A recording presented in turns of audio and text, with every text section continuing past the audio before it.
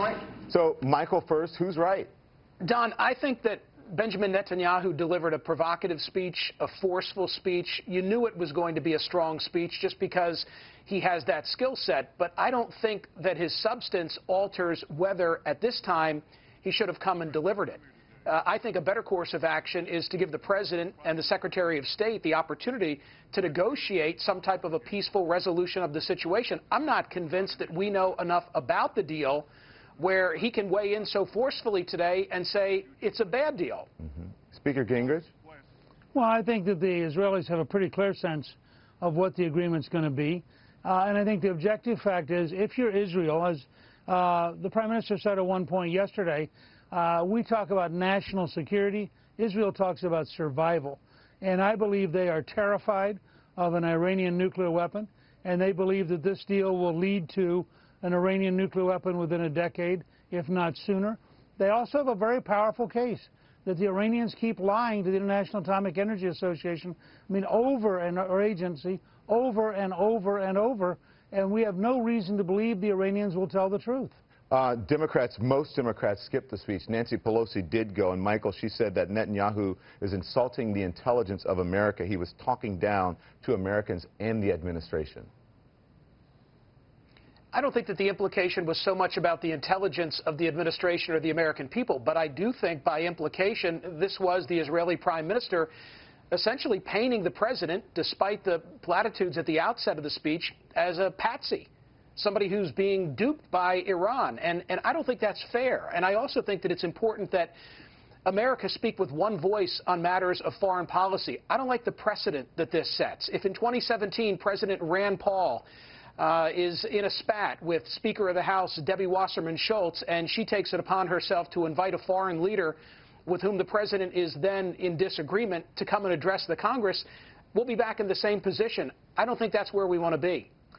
You know, Speaker, Mr. Netanyahu did stand there where the President usually stands to deliver his State of the Union. He attacked the President's judgment. He insinuated he is naive. He doesn't understand how dangerous Iran is and that he is being suckered into a bad deal. Has anyone ever criticized a sitting president in the midst of a major foreign policy initiative like this? I'm not sure any foreign leader has, but on the other hand, I can tell you that people like Barack Obama, when he was a United States Senator, were pretty enthusiastic about attacking George W. Bush. I'm always intrigued when Democrats who spent most of the Bush years attacking George W. Bush now explain you shouldn't attack a president. The fact is, the Israeli Prime Minister is driven by a genuine sense of impending disaster, which could mean literally the end of Israel as a state. And the Iranians, by the way, routinely publicly say their goal is to annihilate Israel, to wipe Israel out of the face of the earth. This is not something anybody's making up. They say it in English. They're quite cheerful about saying it.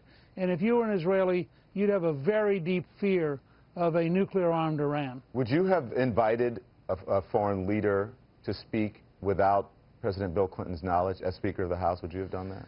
I think if I had been in Boehner's shoes and I'd been through the stuff he's been through with Obama, I'd have done exactly the same thing, because Obama has earned no courtesies out of the Republicans. He's done everything he can to run over them, to run around them, to violate the Constitution.